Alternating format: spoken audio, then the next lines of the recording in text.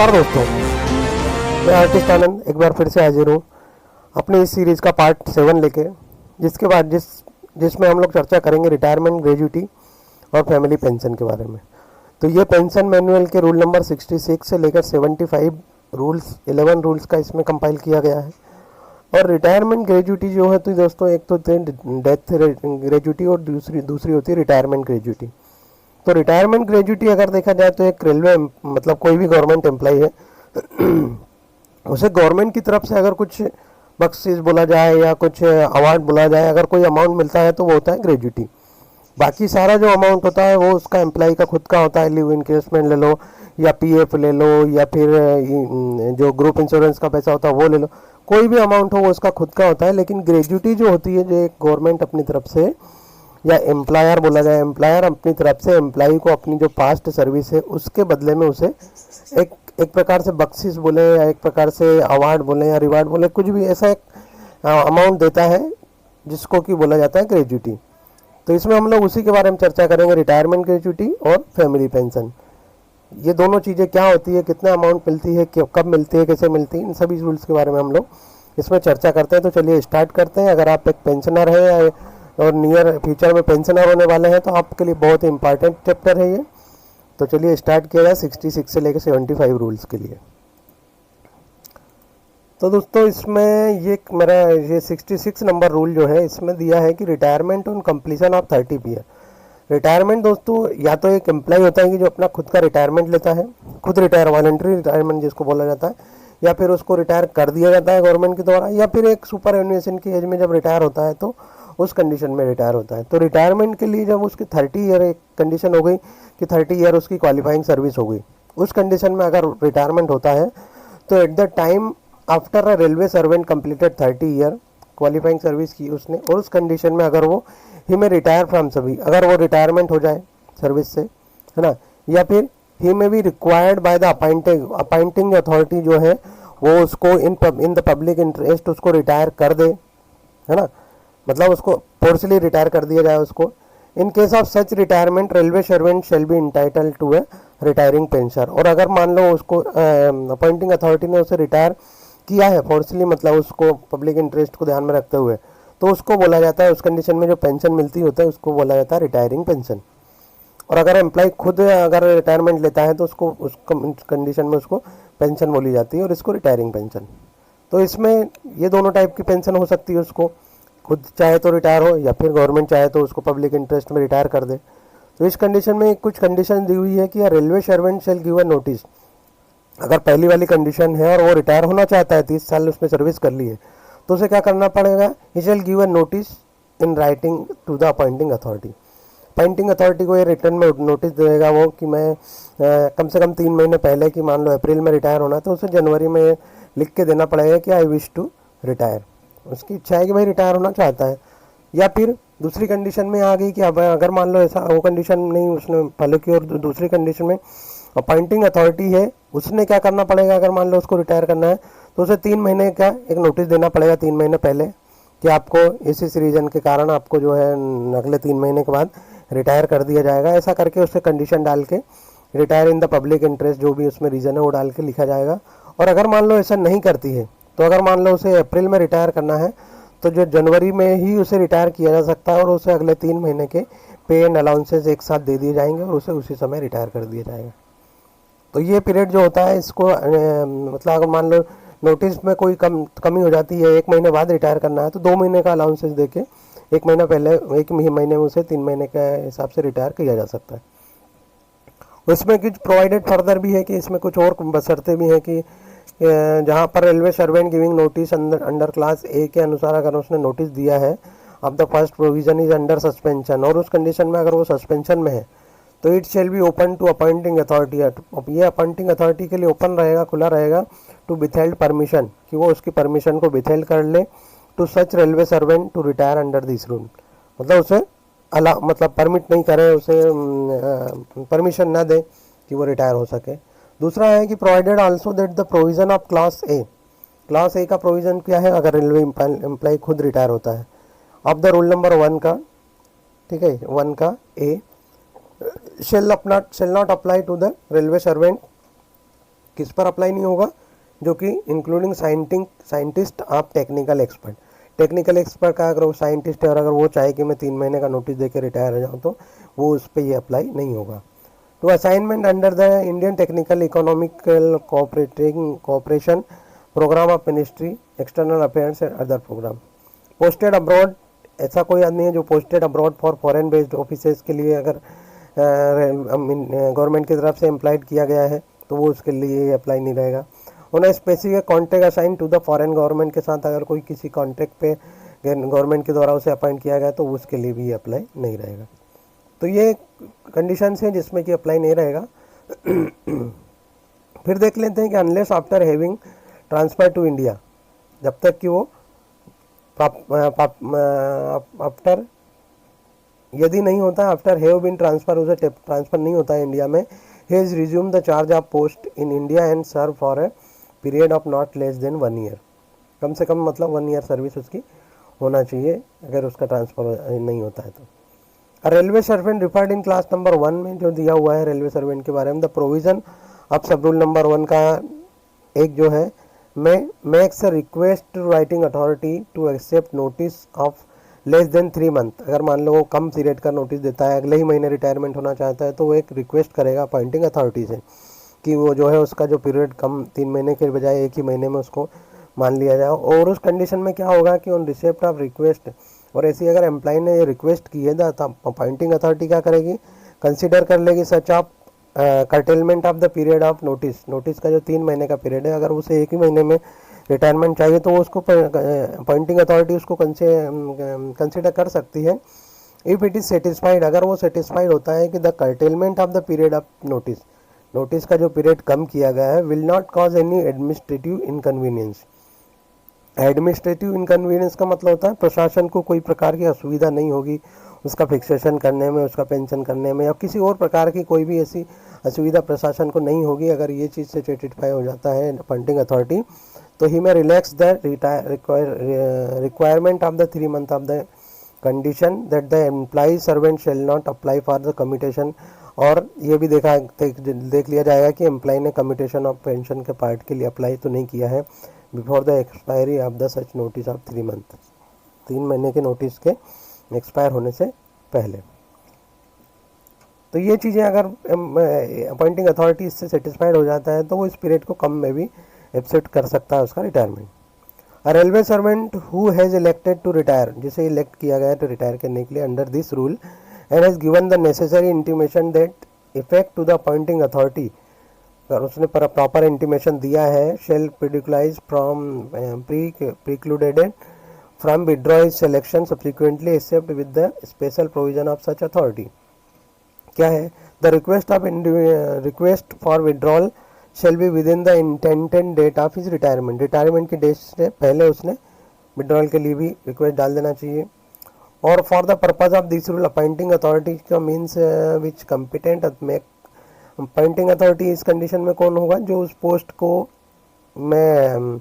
Competent authority है उस appointment देने के लिए, उसे बोला जाता है अपॉइंटिंग अथॉरिटी। मतलब इस टर्म का यूज़ यहाँ पर ये है। अब इस पर रूल नंबर 67 देख लेते हैं, retirement on completion of 20 year qualifying service. एक कंडीशन तो हो गई इसकी, उसने 30 ईयर की क्वालिफाइंग सर्विस कर ली, उसके बाद रिटायरमेंट मांगा है या उसे रिटायर किया गया है। दूसरी कंडीशन हो गई कि उसने 20 ईयर की सर्विस क्वालिफाइंग सर्विस की है और उसने उस कंडीशन में रिटायर मांगा है। तो at the time after railway servant has complete 20 year qualifying service he may give notice not less than 3 month. तो वो नोटिस का पीरियड तो वही रहेगा, अपॉइंटिंग अथॉरिटी को देगा। Provided that this sub rule shall not apply to the railway service servant including scientist और technical expert जो रहेंगे उनके लिए वो अप्लाई नहीं रहेगा।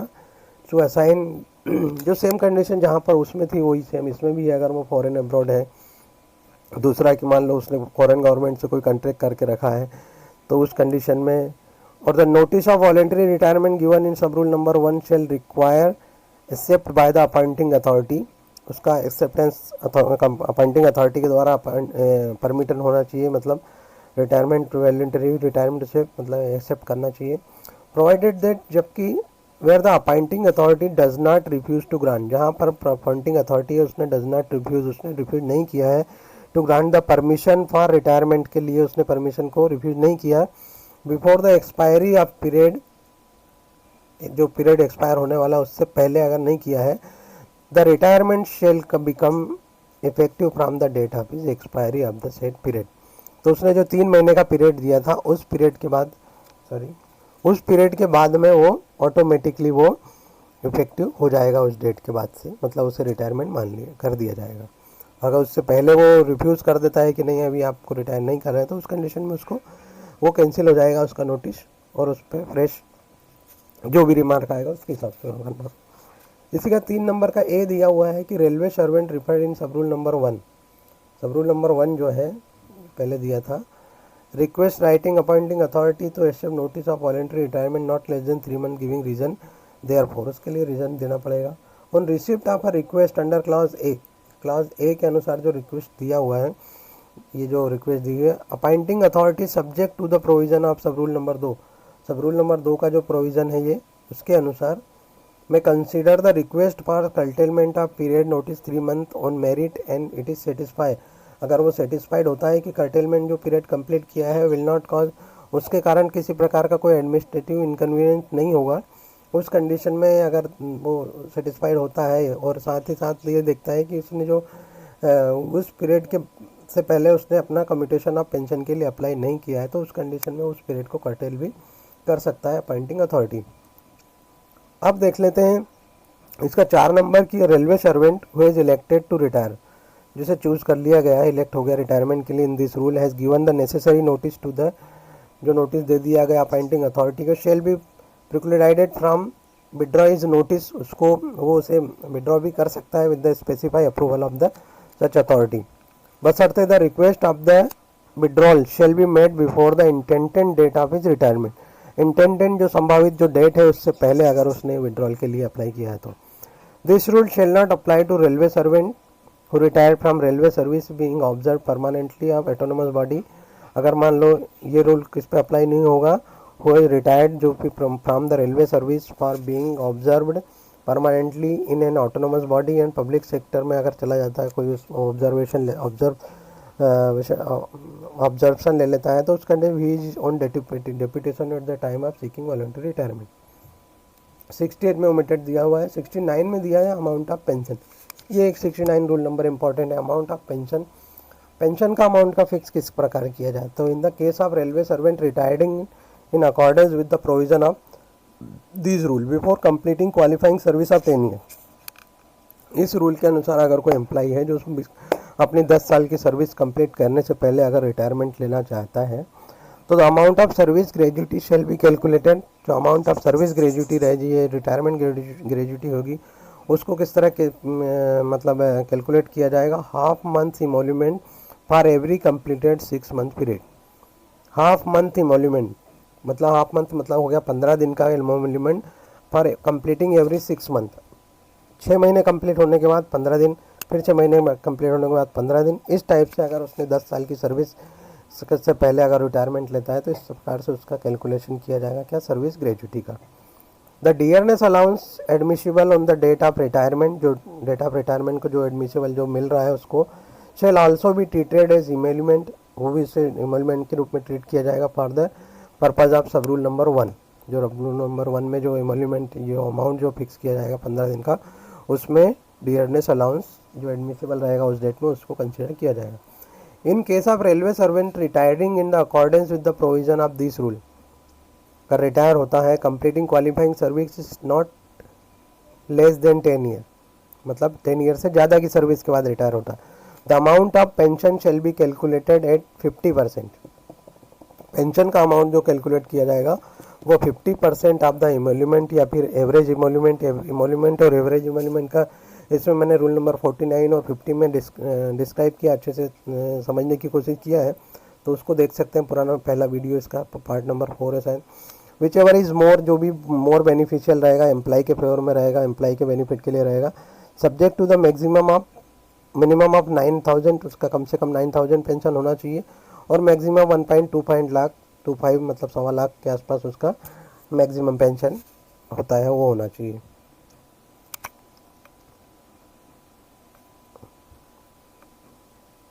अब इसमें देख लेते हैं कि in addition to the pension, ये तो पेंशन फिक्स हो गई वहाँ पर कि कितनी पेंशन रहेगी, और उसके बाद में क्या होगा कि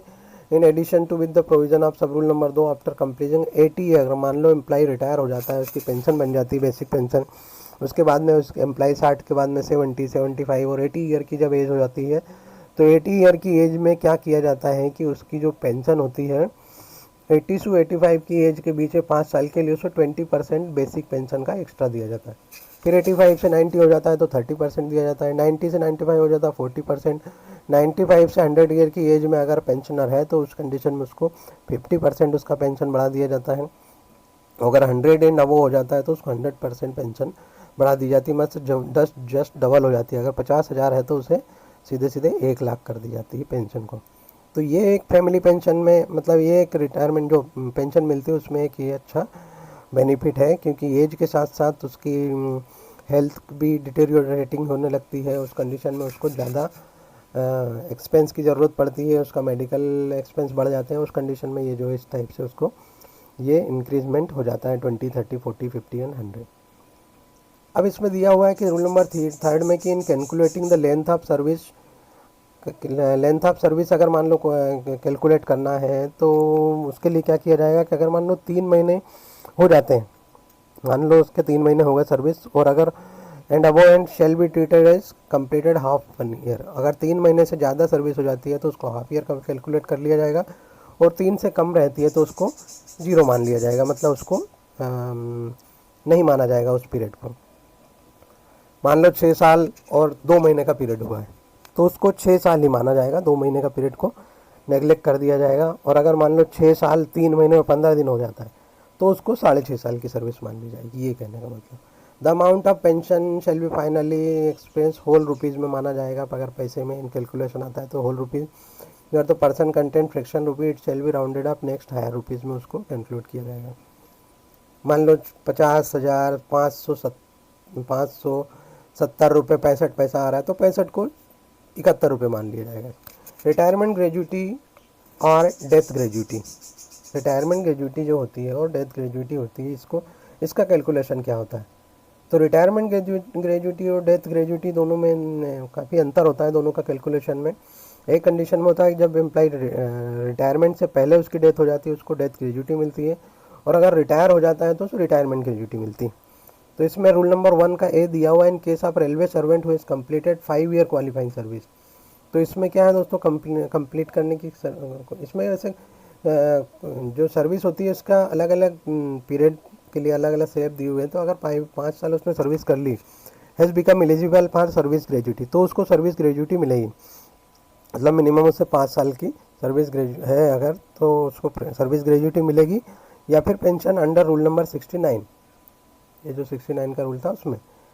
and shall on is retirement be granted retirement gratuity equal to 1/4 of his emolument, और अगर वो रिटायर होता है फॉर सच ईच कंप्लीटेड, तो जहाँ पर जो 15 डेज का मिल रहा था वहाँ पर ये आ जाएगी 1/4 ऑफ हिज इमोल्यूमेंट, ठीक है। Each completed year period qualifying service maximum 6.5 year completed. तो जो सर्विस ग्रेजुटी मिलेगी, सर्विस ग्रेजुटी मिलती है उसको कि 1/4 ऑफ पर मंथ का इमोल्यूमेंट जो आएगा, हर एक से 6 महीने कंप्लीट करने के बाद में 1/4 ऑफ इमोल्यूमेंट महीने का, उसके हिसाब से ये जो मैक्सिमम कैलकुलेशन किया जाता है 16.5, मतलब 33 ईयर की क्वालिफाइंग सर्विस को लिया जाता है, उससे बाद की सर्विस को काउंट नहीं किया जाता है। तो 33 ईयर की सर्विस हो जाएगी, मतलब 16.5, 16.5 एवरी 6 मंथली क्वालिफाइंग सर्विस, ठीक है। और उसमें 1/4 था पर मंथ, इमोल्यूशन जो इमोल्यूमेंट जो माना जाएगा 1/4 माना जाएगा। तो इस प्रकार से उसका कैलकुलेशन किया जाता है। It is railway servant die while in service, अगर कोई रेलवे सर्वेंट डाई हो जाता है सर्विस में, the amount of death gratuity shall be paid to the family in the manner of indicating table in the below,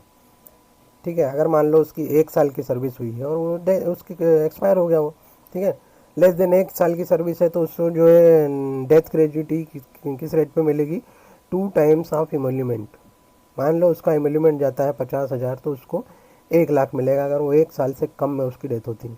1 year and more than 5 but less than 5 year, 1 साल से लेके 5 साल की service करती है और उसकी डेथ हो जाती है तो 6 टाइम्स ऑफ इमोल्यूमेंट मिलेगा।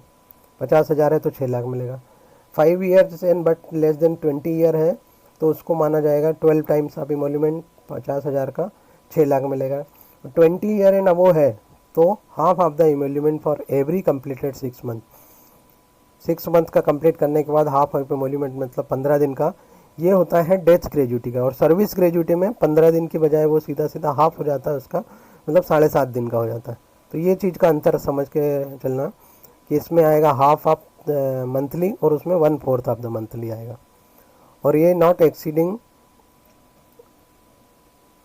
ये 10 लाख से ज़्यादा है इसमें, सॉरी 1 लाख लिखा हुआ है, लेकिन ये डेथ ग्रेजुटी 10 लाख, अभी तो 20 लाख हो गया है, 20 लाख से ज़्यादा नहीं होना चाहिए। Provided that the amount of retirement gratuity and death gratuity payable under this route shall in no case exceed 20 lakh. तो इसमें जो है ग्रेजुटी और डेथ ग्रेजुटी है जो 20 लाख से ज़्यादा नहीं दी जाती है। Provided further the amount of calculated rounded off next higher rupees तो है ही। अगर कोई एम्प्लॉई है who is become eligible on service gratuity और pension dies with in 5 year service, अगर वो 5 साल की सर्विस ही कर पाता है, एक्सपायर हो जाता है, from the date of his retirement, retirement के बाद from service including compulsory retirement या penalty, the sum actually received by him, उसके द्वारा जो रिसीव किया जाएगा at the time of his death on account of such gratuity और pension including ad hoc increase, अगर कोई होता है तो together with the retiring gratuity admissible under this rule number 1 and the commuted value of the portion of pension commuted by the him are less than the amount equal to 12 times, अगर उसका time 12 time से कम होता है तो deficiency में be granted to his family in the manner of indicating in rule number 1 to 71। तो इसका मतलब ये दोस्तों है कि अगर कोई एम्प्लॉई है और वो बिकम एलिजिबल हो जाता है और सर्विस ग्रेजुटी या फिर पेंशन के लिए and dies with in 5 year, और वो 5 ईयर में उसकी डेथ हो जाती है from the date of his retirement के 5 साल के बाद ही उसकी डेथ हो जाती है फ्रॉम सर्विस इंक्लूडिंग, चाहे उसमें कंपलसरी रिटायरमेंट एज पेनल्टी हो या फिर the sum actually received by him in the date on account of such gratuity और पेंशन एडॉक इंक्रीज, अगर टुगेदर है तो gratuity admissible under this rule number 1 के अनुसार the committed value of the portion of pension का जो committed value किया था 40% are less than the equal amount to 12 time, और अगर वो उसका अमाउंट 12 टाइम से कम होता है उसका तो डिफिशियंसी में भी granted to the in manner of the indicating rule number 171 जो अपन देखेंगे आगे उसका 1 के अनुसार उसकी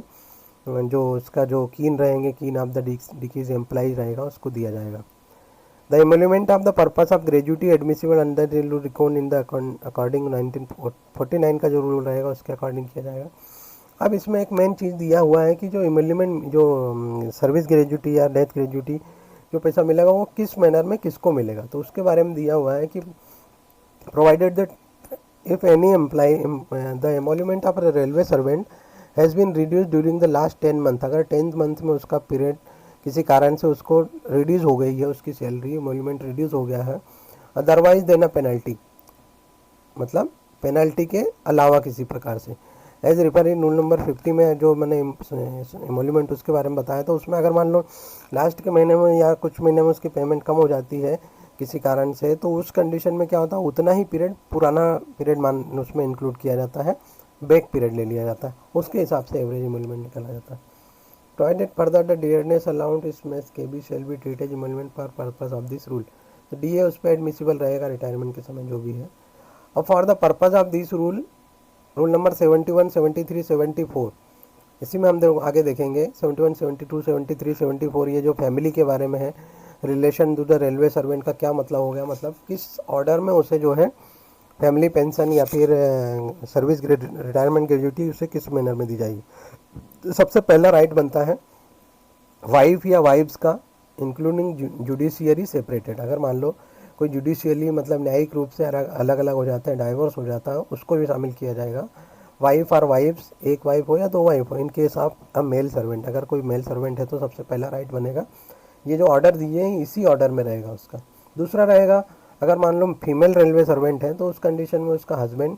चाहे वो जुडिशली सेपरेटेड हो गया होगा उसको भी, and son including step son और एडॉप्टेड सन जिसको लीगली अडॉप्ट किया गया, और स्टेप सन मतलब जो उसका सौतेला लड़का मतलब अदर वाइफ से इस टाइप से, और unmarried daughter including step daughter या एडॉप्टेड डॉटर जो भी रहेगा, लेकिन अनमेरिड होना चाहिए। और विडो डॉटर, अगर कोई डॉटर विडो है इंक्लूडिंग स्टेप डॉटर और एडॉप्टेड डॉटर, यह जाएगा 5वें नंबर पे। 6वें नंबर पे आ जाएगा, इन सब के बाद में आता है फादर। मतलब अगर देखा जाए तो हस्बैंड, वाइफ, सन, डॉटर, विडो डॉटर, उसके बाद में फादर का आता है। तो फादर में आ जाएगा कि including adoptive parent in case of individual whose personal law permit adoption. अगर पर्सनल लॉ उसको परमिट देता है एडॉप्टेशन के लिए, तो उस कंडीशन में इंक्लूडिंग एडॉप्टिव पेरेंट। मदर आ जाएगी, mother below the age of 18, sorry brother below the age of 18 years including step brother, 18 से कम है अगर ब्रदर तो। और अनमेरिड सिस्टर और widow sister including step sister. Married daughter भी हो सकती है अगर वो उसके लिए ब्रेड विनर का काम करती है, उस कंडीशन में मैरिड डॉटर को भी ये पैसा मिल सकता है। और children for deceased son, pre डिकीज सन, चिल्ड्रन ऑफ प्री डिकीज सन, जो सन पहले भी एक्सपायर हो चुका है और उसका अगर बच्चा है वो डिपेंडेंट है इस पर, तो उसको ये पैसा मिल सकता है। अब हम लोग देख लेते हैं rule number 71, person to whom gratuity is payable. Gratuity का जो मैंने बताया था कि एक प्रकार से ये गवर्नमेंट की सहायता है। तो द ग्रेजुएटी, इसका रूल नंबर 1 का ए देख लेते हैं। The retirement gratuity, sorry the gratuity payable under this rule 70 shall be paid to the person और पर्सन्स, या तो एक व्यक्ति को दी जाएगी या फिर पर्सन एक से ज़्यादा को भी दी जाती है, कि on which the right to receive the gratuity is conferred by making a nomination. लेकिन उसके लिए जो एम्प्लॉय ने नॉमिनेशन किया रहेगा रूल नंबर 74 के हिसाब से, उस हिसाब से उसको एक या एक से अधिक पर्सन में उसको डिवाइड किया जा सकता है। If there is no such nomination, अगर वहाँ पर एम्प्लॉय ने कोई ऐसा नॉमिनेशन नहीं किया है and made does not subsist, और वो उसे मना करता है, मना कर देता है, the gratuity shall be paid in the manner indicating below. कौन से मैनर में? यदि if there are one or more survivor member of the family, nomination नहीं किया है या उसने मना कर दिया है, उस कंडीशन में उस पैसे को गवर्नमेंट अपने पास नहीं रख के उसको दे देती है। लेकिन क्या कंडीशन रहेगी? अगर एक या एक से ज़्यादा सर्वाइविंग मेंबर है, कौन कौन से? 1 से लेकर 5 तक। तो 1 से लेकर 5 में हम लोग कौन सी बात करेंगे? 1 से 5 में, 1 से लेकर 5, तो ये आ जाएगा वाइफ, हस्बैंड, सन, डॉटर और विडो डॉटर। ये 5 में से अगर कोई है सर्वाइविंग वाले, तो उन्हें क्या रहेगा उनके लिए? तो of the rule number 70 to all member in equal share, उनको सभी को इक्वल शेयर में दे दिया जाए, क्योंकि उसने नॉमिनेशन नहीं दिया है, इस कारण से सभी को इक्वल शेयर 20% दे दिया जाएगा। If there are no such surviving member, वहाँ पर कोई सर्वाइविंग मेंबर नहीं है in the family sub rule number 1 above, but there are 1 or more family members, उसके एक से ज़्यादा फैमिली मेंबर्स हैं जो कि 6वें, 7वें, 8वें, 9वें, 10वें, 11वें पे आते हैं रूल नंबर 70, तो all such member in equal share, तो उनमें भी सभी में इक्वल शेयर कर दिया है। मतलब अगर देखा जाए तो अगर नॉमिनेशन दिया है तो उसमें इन सब के बारे में, नॉमिनेशन नहीं दिया है तो इन सब के बारे में, अगर नॉमिनेशन नहीं दिया और ये इनमें से कोई भी नहीं है उसके मेंबर, तो जो ये बचे रहेंगे जो उसके, उनको दे दिया जाएगा इक्वल शेयर में, ठीक है, ताकि वहाँ पर कोई किसी प्रकार का डिस्प्यूट ना हो। इसका रूल नंबर 2 देख लेते हैं कि if a railway servant dies after completing without receiving the gratuity, जो उसको ग्रेजुएटी मिलना चाहिए थी उसको रिसीव किए बिना ही अगर उसकी एक्सपायर हो जाती है, एंड सब rule number 1 of the family rule 70 में, 70 का जो सब रूल नंबर 1 है, gratuity shall be disburse to the family in manner indicating in the sub rule number 1, जो सब रूल नंबर 1 में जो फैमिली का मैनर दिया गया उसके अनुसार रहेगा। अब इसमें देख लेते हैं कि the right of the female member of the family, female member का जो राइट रहेगा, or that of a brother of a railway servant, या फिर ब्रदर है railway servant who die while in service or after retirement, अगर expire हो जाता है तो receive the share of gratuity shall not be affected, तो जो रिसीविंग का ग्रेजुएटी रिसीव करने का है वो इफेक्ट नहीं होगा। If the female member marriage, अगर मैरिज करता है या रीमैरिज करता है, या brother attain the age of 18 year, या ब्रदर अपनी एज अटेन कर लेता है 18 ईयर की after the date of retirement and before receiving his or her share of gratuity. मतलब ये कहने का दोस्तों मतलब है कि अगर कोई फीमेल मेंबर है ना, मेंबर ऑफ अ फैमिली का कोई फीमेल मेंबर है, या फिर उसमें कोई मेंबर है जो ब्रदर है उसका, और जो 18 ईयर की एज अटेन कर लेता है, या फिर जो फीमेल मेंबर है उसने मैरिज कर ली या रीमैरिज कर ली, तो उस कंडीशन में अगर उस एम्प्लॉय ने अगर मान लो अपना पैसा ये ग्रेजुएटी का नहीं लिया था तो वो इफेक्ट नहीं होगा, मतलब उसे प्रॉपर दिया जाएगा before receiving his share of gratuity. मतलब ये चीज़ उसमें, मतलब अगर रीमैरिज भी कर ली तो भी उसे मिलेगा, 18 ईयर कंप्लीट कर ली तो भी उसे मिलेगा। उसके लिए मतलब ये कंडीशन उसको इफेक्ट नहीं करेगी। Where are gratuity is granted under rule number 70 के अनुसार कुछ उसको ग्रेजुएटी ग्रांटेड की है to a minor member of family of deceased, जो डिकीज्ड मतलब जो मृत व्यक्ति एम्प्लॉय है, it shall be payable to the guardian on behalf of the minor. Minor के अलावा जो है उसको इसको दिया जाएगा जो गार्जियन रहेंगे उसको। Dividing a person from receiving gratuity, अब ये तो हो गया रिसीविंग करने का। अब आ गया डिवायरिंग पर्सन। डिवायरिंग का मतलब हो गया किसी को मना करना, उससे छीन लेना, उसे न देना। तो डिवायरिंग करने का क्या कंडीशन रहेगी? तो ग्रेजुएटी तो दी जाएगी पर person who is event of death of retirement railway servant. अगर कोई रिटायरमेंट रेलवे सर्वेंट है, मतलब रिटायर हो गया और उसकी डेथ हो गई, while in service is eligible to receive gratuity in term of rule number 70 and he is charge with the offence of. और अगर मान लो जिस व्यक्ति को उसका ग्रेजुएटी दी जानी चाहिए थी,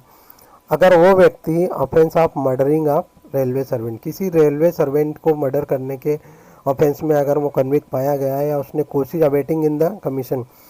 इसको उस काम को करने में किसी प्रकार से प्रोत्साहन दिया, अबेट किया, तो उस कंडीशन में ये जो है ग्रेजुएटी जो दी जाएगी उसे नहीं दिया जाएगा, मतलब उसको सस्पेंड कर दिया जाएगा ग्रेजुएटी से। और जो उसका नेक्स्ट जो कीन रहेगा या जो नेक्स्ट रिलेटिव रहेगा उसको ये जो है दी जाएगी। ठीक है, तो इसका मतलब मेरा कहने का कि अगर मान लो कोई व्यक्ति है जिसने कि जो ऑफेंस किया है किसका, मर्डरिंग ऑफ रेलवे सर्वेंट, कोई भी रेलवे सर्वेंट हो, या फिर फॉर अवेटिंग द कमीशन, ये जो काम किया उसमें किसी प्रकार का हेल्प किया, सच एन ऑफेंस, तो उस कंडीशन में उसको डिवायरिंग कर दिया जाएगा। If on the conclusion of, और अगर मान लो कोई एम्प्लॉय है जिस पर कोई क्रिमिनल प्रोसीडिंग चल रही है, तो जब तक क्रिमिनल प्रोसीडिंग का रिजल्ट नहीं आता है कि उसे मतलब ये इक्विटेड नहीं कर दिया जाता, उसे बाइज्जत बरी नहीं कर दिया जाता है, तब तक उसे नहीं दिया जाएगा, तब तक दूसरे व्यक्ति को देगी। इज कन्विक्टेड फॉर मर्डर और awaiting the murder of railway servant, he shall be debarred, उसे मना कर दिया जाए for receiving is share which shall be payable to the other, जो दूसरा एलिजिबल मेंबर रहेगा उसको दे दी जाएगी अगर कोई है तो। और अगर वो इक्विटेड कर दिया जाता है बाय चार्ज मर्डरिंग जो भी चार्ज लगे थे उस पे से, तो he share will gratuity shall be payable to him, तो उसे दिया जाएगा। The provision of rule number 1 और 2 का जो प्रोविज़न है, ये रूल नंबर 1 और ये 2 का प्रोविज़न जो है shall also apply to the undisbursed gratuity, जो डिसबर्समेंट जिसका ग्रेजुएटी का नहीं हुआ होगा उस कंडीशन में भी उसको रहेगा। Lapses of death cum retirement gratuity, lapse का मतलब हो जाता है समाप्त हो जाना, खत्म हो जाना, डेथ कम रिटायरमेंट ग्रेजुएटी। ठीक है, तो जहाँ पर railway servant dies while in service या फिर after retirement without receiving the amount of gratuity, बिना ग्रेजुएटी अमाउंट रिसीव किए अगर वो एक्सपायर हो जाता है, and leaves behind no family, और कोई फैमिली पीछे नहीं छोड़ता है, तो he is made no nomination, अगर उसने कोई नॉमिनेशन नहीं किया है, the nomination made by him does not subsist the amount of death cum retirement gratuity, subsist मतलब वो मना कर देता है।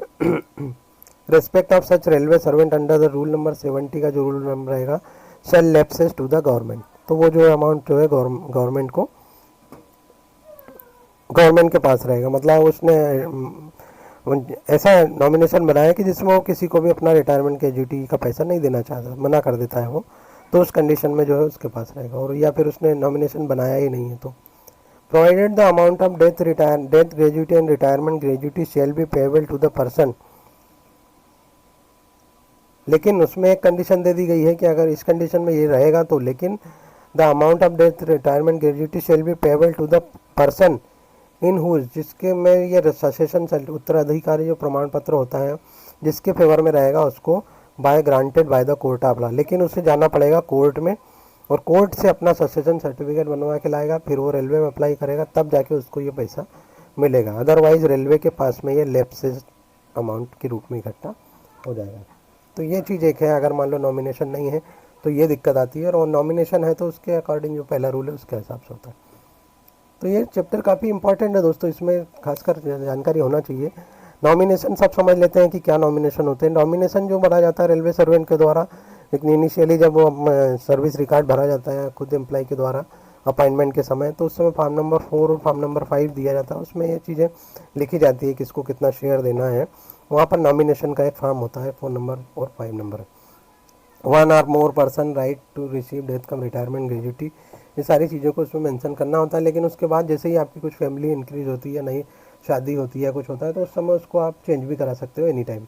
Provided if at the time of making the nomination, nomination के समय पे क्या हो सकता है कि या तो सर्वेंट की शादी हुई हो, नहीं हुई हो, तो railway servant has a family, अगर उसकी फैमिली है तो the nomination shell not be in favour of any person, अगर फैमिली है तो किसी और फैमिली मेम्बर के नाम पर नहीं बनेगा other than the member of his family, जो फैमिली मेम्बर उसी के नाम पे बनेगा। अगर रेलवे सर्वेंट की फैमिली नहीं है, इस समय शादीशुदा नहीं है, तो उस कंडीशन द नॉमिनेशन में be made in favour of a person, किसी भी पर्सन के बन सकता है फेवर में, and a body of individual, कोई भी किसी को भी ले सकता है, वेदर इनकॉर्पोरेट, जो उससे संबंधित हो या ना हो, किसी का भी नाम वो नॉमिनेशन में लिखा सकता है। If a railway servant nominates, अगर मान लो कोई नॉमिनेट करता है मोर देन 1 पर्सन, अगर किया उसने, मान लो शादी नहीं है, उसने माँ को ज्वाइन कर लिया, भाई को ज्वाइन कर लिया, तो उस कंडीशन में जो अमाउंट पेएबल रहेगा वो उसमें उसको लिखना पड़ेगा कितना परसेंट किसको देना है। और railway servant may provide in the nomination, क्या प्रोवाइड कर सकता है नॉमिनेशन में, in respect of any specified nomination who pre deceased, in the respect of any specified nomination who pre decease the railway servant, जो railway servant pre decease हो चुका था, who die after the death of railway servant but before receiving the payment of gratuity, बताया कि special प्रकार का nomination, उसने मान लो अपने भाई का नाम लिखा है, लेकिन वो डेथ उसका जो भाई था एम्प्लॉय का वो पेमेंट ऑफ ग्रेजुटी से पहले ही अगर उसकी डेथ हो जाती है, the right compare to that nominee shall pass to the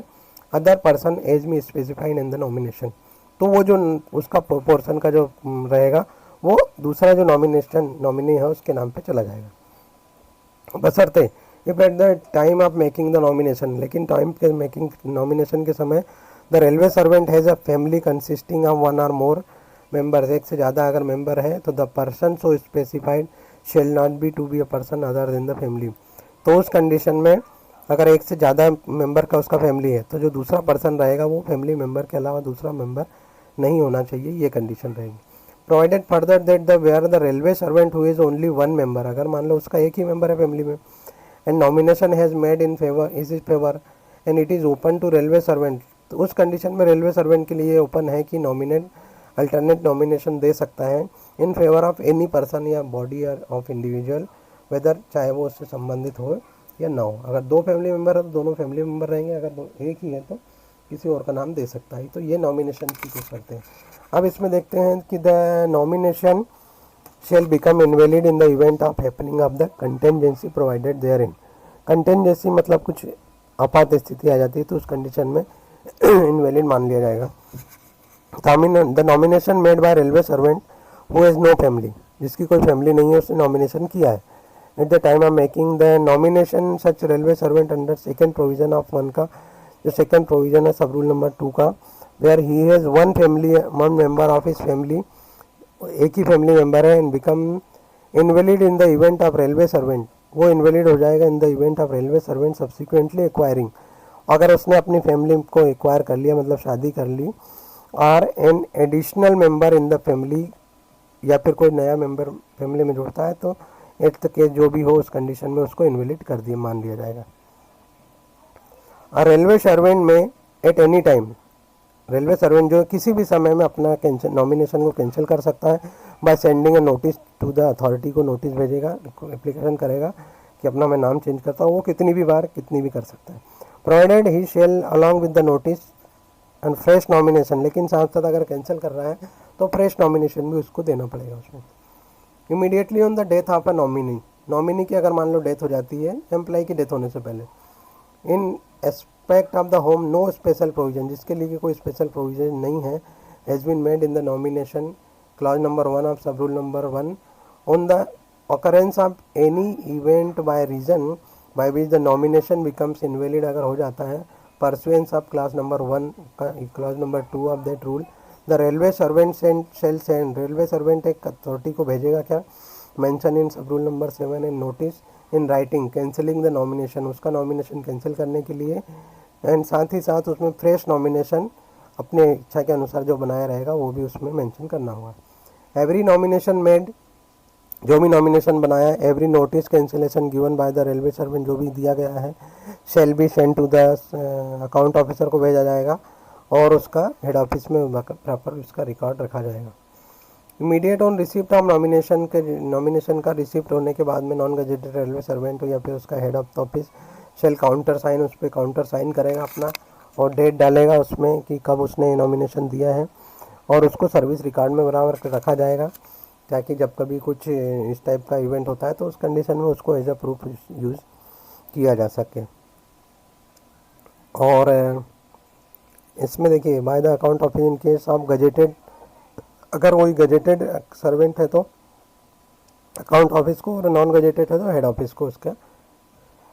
में रिकॉर्ड उसका रखा जाएगा। एवरी नॉमिनेशन मेड या every notice of cancellation given by the railway servant के द्वारा जो भी कैंसिलेशन या नोटिस में नॉमिनेशन दिया गया, extend it is valid take effect from the date on which he receive by the authority के द्वारा जब रिसीव किया जाएगा उस दिन से उसको माना जाएगा इफेक्टिव। अब देख लेते हैं 75 जो कि लास्ट रूल है, family pension scheme for the railway servant 1964। इसमें 75 में दिया हुआ फैमिली पेंशन के बारे में। तो 1964 में द प्रोविज़न ऑफ ये जो आया था फैमिली पेंशन का, ये पेंशनेबल इस्टेब्लिशमेंट में ऑन 1 जनवरी 1964 के बाद में इफेक्ट हुआ था ये। और to a railway servant was in service of 1963, जो कि सर्विस में थे 31 दिसंबर 93 and came to be for govern, और उन्हें शामिल कर लिया जाए the provision of the family pension 1964 के अनुसार contain in railway board number में। और 2 जनवरी के बाद तो जो थे वो सभी लोग इसमें इंक्लूड हो गए थे। इसमें कुछ प्रोविज़न भी दिया है, the provision of this rule में भी एक्सटेंडेड फ्राम, उसको जो प्रोविज़न को एक्सटेंड कर दिया गया था सितंबर 77 तक के द रेलवे सर्वेंट पेंशनेबल और रिटायर, जो कि रिटायर हुए पहले या बाद, वो रिटायर्ड कर दिए गए या रिटायर हो गए, डेड हो गए बिफोर 31 63, उनको भी इसमें शामिल कर लिया था जिन्होंने ये ऑप्शन दिया था 64 के लिए। Subject to the provision of rule number sub rule 18 without prejudice the provision contain in rule number हो where the railway servant die, जहाँ पर एक रेलवे सर्वेंट इसका 2 नंबर को अच्छे समझते हैं। Subject to the provision of sub rule number 18, ठीक है, 18 का सब रूल देखना पड़ेगा। Without prejudice the provision of content, without prejudice मतलब बिना उस छेड़छाड़ किए, बिना उसको हानि पहुंचाए, provision of content in sub rule number 4 में जो दिया वो content where a railway servant, जहाँ पर रेलवे सर्वेंट डाई हो जाता है after completion of 1 year of continuous service, के बाद में हो जाता है अगर मान लो डेथ उसकी, ठीक है, 1 ही साल की सर्विस हुई और उसकी डेथ हो जाती है, या फिर बिफोर कंप्लीजन ऑफ 1 ईयर, 1 साल की सर्विस भी नहीं हो और उसकी डेथ हो जाती है, और उस कंडीशन में अपॉइंटिंग अथॉरिटी जो होती है, जो अपॉइंटमेंट लिया गया था, जो अपॉइंटमेंट से पहले उस व्यक्ति का अगर मेडिकल अथॉरिटी द्वारा ये मेडिकल चेकअप हुआ था और उस वहाँ पर उसको फिट कर दिया गया था, तो अगर 1 साल नहीं भी होता है तो उस कंडीशन में भी उसको वो बेनिफिट दिए जाते हैं क्योंकि उसका मेडिकल चेकअप पहले हुआ था और उसे फिट माना गया था। After retirement from service and was on the date of the date receipt of pension, retirement from service से रिटायर हो जाने के बाद and was on the date of death, जिस दिन डेथ हुई थी, in a receipt of pension, और वो पेंशन ले रहा था, are compassionate allowance referred in this rule, जो ले रहा था, द फैमिली ऑफ द डिकीज shall be entitled to pension, जो फैमिली रहेगी डिकीज एम्प्लॉय की, वो उसकी फैमिली जो है पेंशन के लिए एलिजिबल रहेगी। There after in the rule in the family pension under rule number 1964 के अनुसार the amount of which shall be determine, जो अमाउंट डिटरमाइन किया जाएगा इट शुड बी 30%, जो बेसिक पेंशन है उसका 30% अमाउंट फिक्स किया जाएगा बेसिक पे, सब्जेक्ट टू द मिनिमम, लेकिन उसमें ये देखा जाए कि कम से कम मिनिमम ये जो 3000 है इसको 9000 मान कर लिया जाएगा, ये जो आएगा मिनिमम पेंशन जो 9000, मिनिमम पेंशन 9000 होना चाहिए, और मैक्सिमम जो होता है ये होता है 1.25 लाख, ये यहाँ पर भी इसको कैंसिल कर दिया जाएगा, 1.25 लाख मैक्सिमम पेंशन, इस अमाउंट के बीच में पेंशन आना चाहिए। अब इसमें देख लेते हैं एक्सप्लेनेशन, वही 1 year continuous service the amount of family pension shall be fixed monthly rate next whole rupees में कैलकुलेट किया जाएगा, provided no case of family member in excess of maximum under rule shall be allowed. और उसके बाद में ये same चीज़ जो थी कि जो फैमिली पेंशन भी अगर किसी को मिल रही है तो फैमिली पेंशन का जो पेंशनर है उसकी भी जब एज 80 हो जाएगी तो उस कंडीशन में उसमें भी ये इंक्रीमेंट मतलब ये इंक्रीज़ किया जाएगा, इस पेंशन को एज के अकॉर्डिंग टू एज इंक्रीज़ किया जाएगा।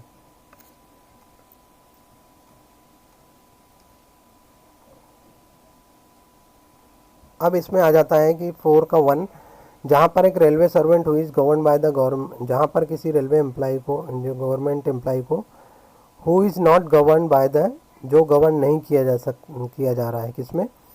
कंपनसेशन एक्ट 1923 एक्ट जो है कंपनसेशन एक्ट 1923, वो डाइज हो जाता है while in service after having render not less than 7 year.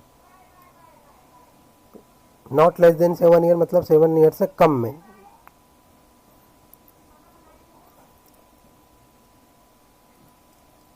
Continue service में the rate of family pension payable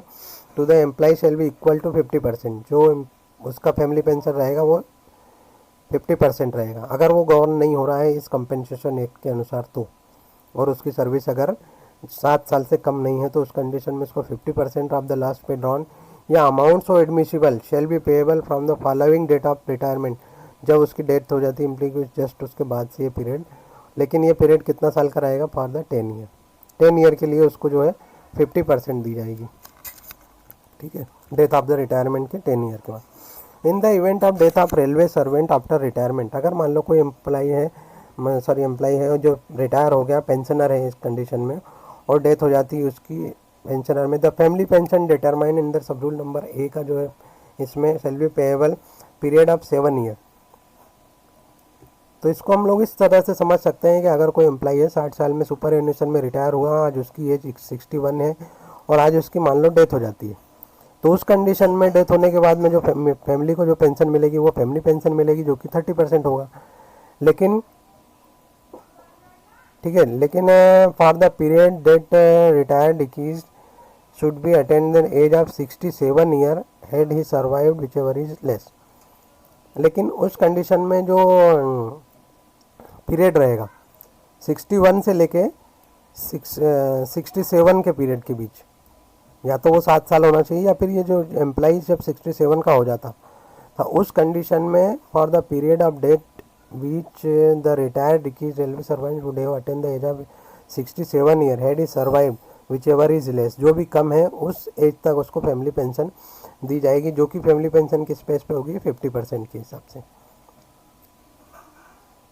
ठीक है। और अगर डेथ हो जाती है एम्प्लॉय की रिटायरमेंट से पहले तो उस समय 10 ईयर की है। Provided in case no case amount of family pension determine in sub rule number 1 shall exceed the pension authorised on retirement of the railway servant. लेकिन in no case of amount, किसी भी case में family pension determine under rule number B का जो rule number B है इसमें shall not exceed the pension authorised on retirement from railway servant, लेकिन वो जो पेंशन जो है जो रिटायरमेंट सर्वेंट की पेंशन से ज़्यादा नहीं होना चाहिए। प्रोवाइडेड फर्दर, उसमें प्रोवाइडेड दिया है कि जहाँ पर pension of amount authorised on retirement not is less than the amount of family pension, अगर वो लेस देन होती है अमाउंट फैमिली पेंशन के अमाउंट से, अब सब रूल नंबर 2 में the amount of family pension determined under this clause shall be limited to the amount of family pension admissible under the, तो उसका जो है जो फैमिली पेंशन रहेगी वो limited to the admissible under this sub rule number 2 के अनुसार रहेगी। For the purpose of sub rule sub clause pension authorised on retirement include a part of pension which the retirement servant may have commuted, जो उसने commuted कर दिया था before the death, उसको माना जाएगा। इसका रूल नंबर 2 देख लेते हैं कि 2 में एक, जहाँ पर एक रेलवे सर्वेंट हुई is govern by the workmen compensation act 1923 के अनुसार, ये तो था कि जो नहीं गवर्न हो रहा है उसके लिए, लेकिन ऐसा जो है कि जो इससे गवर्न हो रहा है 1923 से, dies while in service after having rendered हो जाता है नॉट लेस देन 7 ईयर, मतलब 7 ईयर की सर्विस के बाद में अगर वो कंटिन्यू सर्विस के बाद अगर डेथ होती है the rate of family pension payable to the equal to the 30% of last pay drawn, 50%, sorry 30 बोला मैंने, 50% of the pay less drawn, या फिर 1.5 टाइम्स, या फिर उसका 1.5 गुना ऑफ द फैमिली पेंशन, जो फैमिली पेंशन रहेगी under the sub rule whichever is less, जो भी कम रहेगा वो उसे एडमिसिबल रहेगा, या तो 50% या फिर 1.5 टाइम्स, जो भी फैमिली पेंशन कम रहेगा वो उसे एडमिसिबल रहेगा। The family pension in determine in sub rule number A में जो फैमिली पेंशन रहेगी should be payable to the period of mention in clause number 1 में जो पेंशन पीरियड दिया हुआ है, ये जो 10 ईयर का वही रहेगा उसमें।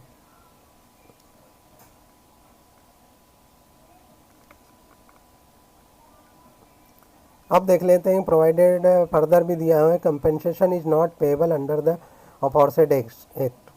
जहाँ पर कि कंपेंसेशन इज नॉट पेएबल नहीं पे किया गया है। The pension sanction authority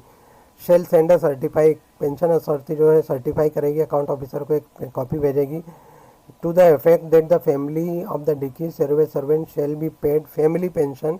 on the scale और for the period mention in the clause number 1 के अनुसार जो परसेंटेज उसका आएगा 50% या 1.5 जो भी रहेगा, फॉर द पीरियड उसमें पीरियड मेंशन किया जाएगा। इस टाइप से एक सेंक्शन लेटर उसको भेजा जाएगा, किसको, अकाउंट ऑफिसर को, कि ये उसको ये इसमें कंपनसेशन पेएबल नहीं है। After the expiry of period reference number 1, जो पीरियड 10 ईयर का जो पीरियड हो वो एक्सपायर होने के बाद, the family in receipt of family pension under this clause number 2 shall be entitled to family pension at the rate admissible under rule number 2। Rule number 2 का जो एडमिसिबल रेट रहेगा उसके अनुसार से उसे पेमेंट किया जाएगा, कि 30% रहेगा। जहाँ पर एक award under the railway extra ordinary rule 1993 admissible, no family pension shall be authorised during the currency of award, ये जाने दो। The period of which family pension is payable shall be follow किया जाएगा। कौन सा पीरियड रहेगा? The period of family pension जो रहेगा शेल बी फॉलोड, वो इस हिसाब से रहेगा। कैसा? Subject to the first provision, in case of widow, अगर मान लो विडो या विडोअर है तो अप टू द डेथ और रीमेरिज या विच एवर अर्लियर, या तो उसकी जब तक रहे जब तक डेथ होती है, या फिर वो रीमेरिज कर लेती है, जो भी पहले होगा उस condition. Subject to the second provision में, in case of unmarried son, अगर अनमेरिड सन है तो उसको कब तक रहेगा? Until he attain the age of 21 year, sorry 25 year की अटेन एज करता है, या फिर अंटिल ही गेट्स मैरिड, या फिर मैरिज कर लेता है, या फिर until he start earning livelihood के लिए अर्निंग स्टार्ट कर लेता है, विच एवर इज अर्लियर, जो भी पहले होगा तब तक वो जो है फैमिली पेंशन उसको दी जाएगी अनमेरिड सन के हिसाब से, या अगर शादी कर लेता है। Subject to the second and third provision, second और थर्ड प्रोविजन में, इन केस ऑफ अनमेरिड और विडो और डाइवोर्स डॉटर, ये केस नंबर कौन सा है? सेकंड थर्ड नंबर, जो फैमिली में जो 1 2 3 4 दिए थे ना उसमें, तो ये अनमेरिड विडो या अनमेरिड डॉटर है, अंटिल ही गेट्स मैरिज, या मैरिज कर लेती है, रीमैरिज कर लेती है, until he start earning for his livelihood whichever earlier, जो भी अर्लियर रहेगा तब तक। Subject to the sub rule number 10 का A, in case of parent, अगर पेरेंट को अगर उसमें इंक्लूड किया गया है, who are wholly dependent on the railway servant immediately before the death of railway servant, जो पूरी तरह उस पर डिपेंड है, किस पे? रेलवे एम्प्लॉय पे, जब डेथ के समय पे। Subject to the rule number 10 का बी में, the further provision the case disable civilian, अगर कोई इसका भाई बहन जो डिसेबल है, ब्रदर या sister, who are dependent on the railway servant immediately before the death of railway servant, railway servant की डेथ से जस्ट पहले वो कम्प्लीटली उस पर डिपेंड था अगर, तो उस कंडीशन में फॉर लाइफ, पूरी लाइफ के लिए उसे पेंशन, फैमिली पेंशन दी जाएगी। तो ये थे दोस्तों रूल नंबर 66 से लेकर 75 तक के सारे रूल्स जो कि पेंशन मैनुअल में दिए गए हैं, और इसी के आधार पर आपकी पेंशन फिक्स की जाती है, पेंशन का शेयर किया जाता है और पेंशन डिसबर्स की जाती है। तो इस तरह से दोस्तों अभी तक मैं 1 से लेकर 75 तक रूल्स पर डिस्कस कर चुका हूँ। जिस तरह से मैं अच्छे से कोशिश कर पाया समझाने का, उस तरह से मैंने उस पर डिस्कस किया। अब बाकी बचे 75 से लेकर 108 रूल्स, तो उन रूल्स को वीडियो बनाने के लिए मुझे और थोड़ा समय लगेगा। तो चलिए मैं फिर से तैयारी करता हूँ उन वीडियोस बनाने के लिए। तो इसी तरह मैं फिर से कहूँगा कि दोस्तों अगर आप किसी प्रकार से कुछ एम लेके चल रहे हैं, अपनी लाइफ का टारगेट अचीव करके एलडीसी निकालना है, जीडीसी निकालना है और अपना अचीवमेंट हासिल करना है, तो उस कंडीशन में आप लोग इसी तरह मेरे साथ जुड़े रहिए। हम लोग मिलकर पढ़ाई करते हैं। हो सकता है मैं जो चीज़ समझा रहा हूँ वो उसको ज़्यादा अच्छे से नहीं, तो आप लोग मुझसे डिस्कस भी कर सकते हैं। अगर कोई गलती है तो उसे बता भी सकते हैं, ताकि हम लोग उसको सुधार कर सकें। क्योंकि मैं भी कोई बहुत सर्वज्ञ तो हूँ नहीं कि सारी चीज़ें मुझे पता हो। बस ये है कि इस प्लेटफॉर्म के थ्रू हम एक दूसरे से जुड़ जाएंगे, मिल जाएंगे, एक लिंक बना लेंगे और उस हिसाब से हम लोग अपनी तैयारी कर सकते हैं, ताकि इन रूल्स की जानकारी भी रहे और अगर ज़रूरत पड़ने पर हम किसी और को गाइड भी कर सकें।